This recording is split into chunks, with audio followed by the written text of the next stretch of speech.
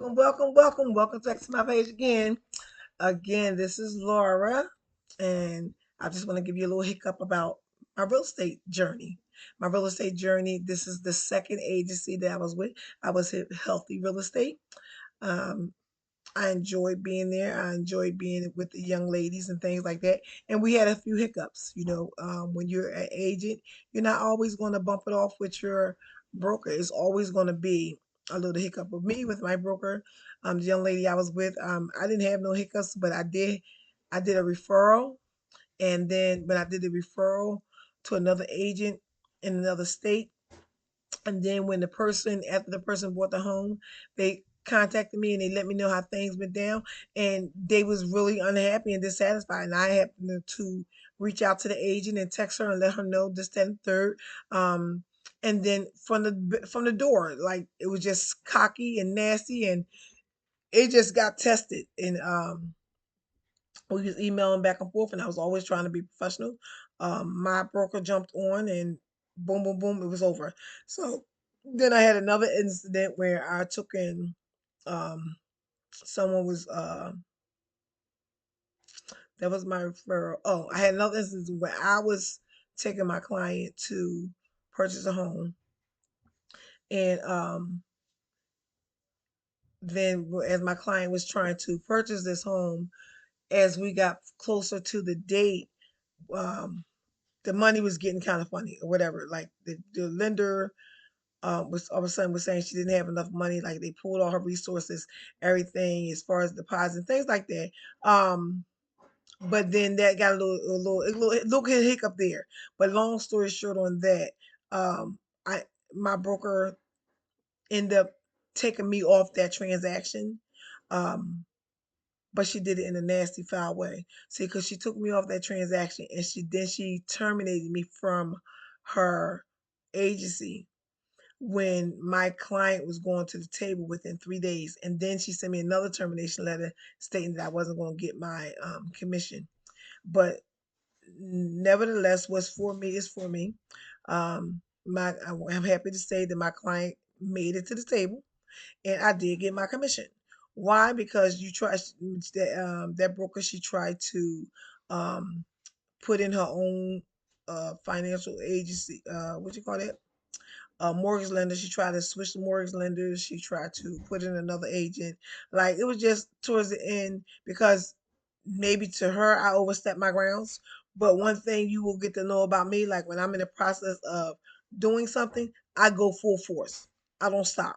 Okay. So what I mean by that, when I was taking my client to the table, we was going like everything we need to do was being done on top of being done. And then I had to upload paperwork to the special type of computer that she has where she looks at everything. But then she wasn't looking at it as I was uploading the paperwork, so it took a little longer.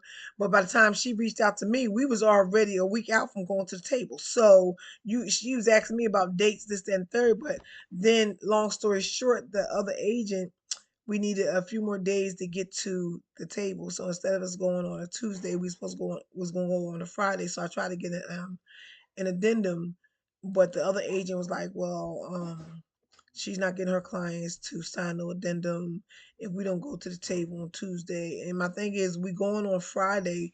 The mortgage loan officer just need a few more days, and we're gonna do it on Friday. She was just being real nasty. But not just that, she called me a couple times late at night too, and it was just kind of iffy about her. But it was never about her; it was about my client. Um, but then when I tried to speak to my broker about what was going on, my broker was in the process of getting ready. She told me she'll call me back because she was going out to a dinner or something, and whatever the case may be. But I needed my stuff handled when I needed it handled, because it's all about my client trying to get to the table.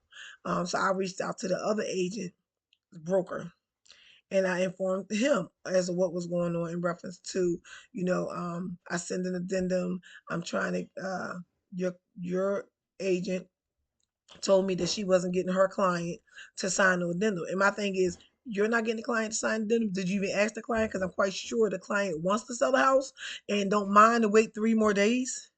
So what seems to be the problem? But that got heated and nasty. So then once I sit up there and was talking with the broker, Um, well, I just emailed the broker back, I just emailed the broker, and then he must have emailed my broker. So then she was a little salty about that because I emailed him and then he emailed her. So it's like, you overstepping your bounds. I'm the broker, you coming to me, but I went to you and you was a little slow. So I went above you, and that's how I did. Okay, so I know we have other agents, but look at here. If you have one that's going to go to the table and they have an issue, then you need to be on top of it, and you need to be on top of it quick. Every minute, time is of the essence, and that's what it says in the book. So she was like, "Well, just stand down." But again, I didn't fret, not at all. Okay, because it was all about my client. So once my client got to the table, that was it, and we was good. We part our ways, um, and I'm a happy-go-lucky person. My thing is always to get the best for my people, get my clients to the table, in the best possible way. I make sure everything is good. But like I said, like sometimes you're not gonna have these brokers that y'all, head to head. You know what I mean? Because it just be like that sometimes. Because sometimes people think that you may be doing a little bit more than what they're doing, and they be maybe threatened by what you're doing. So you don't take that to heart. You just pick up your boots, tie them up, and move on, because that's what it's about. I look at it as a learning curve. I'm learning all the way around, and I'm still learning.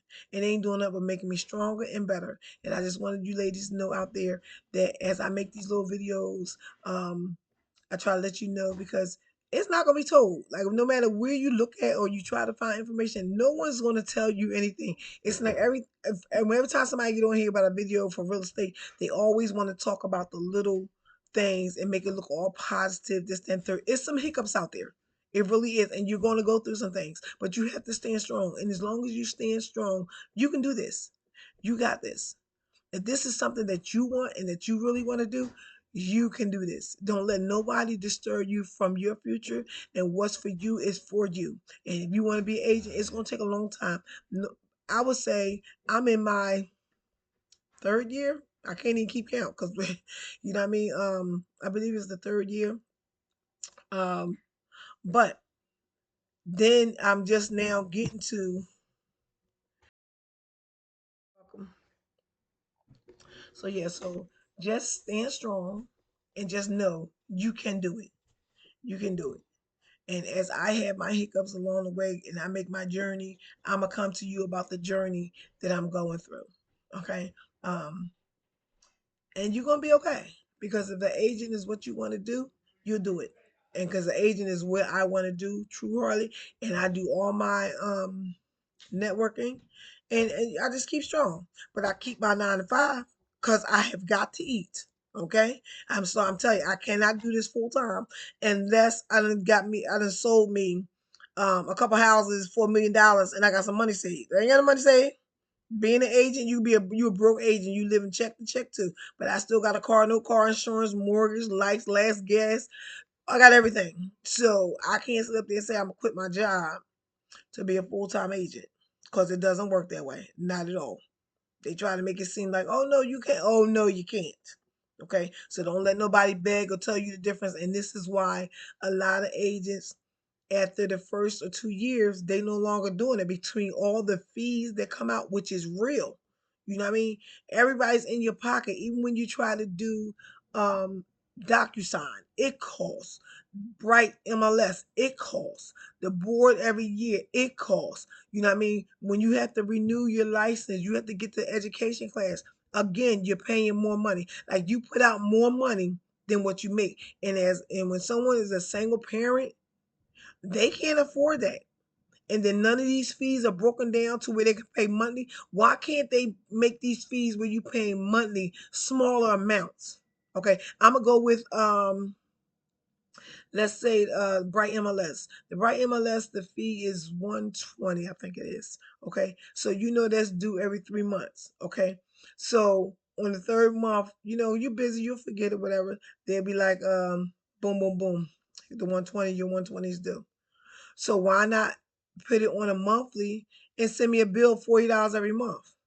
That would be about a lot easier, because even if I didn't pay it the first month, I know at least I have up until the third month, but it will get up in there. You know what I mean? Like the again, like I said with the board of realtors, that fee being $1,000, that's a whole lot of money. You got the Sherlock key, you got to pay for. You got the other counties you got to pay for. Everything is a separate bill. So you should be getting a separate bill for everything. I shouldn't get one bill with one big price and you just want me to come out my pocket and pay. That's baby. Let's be realistic, okay? Let's be realistic. And I'll be talking to you. Thanks for listening. And I'll be back with your girl.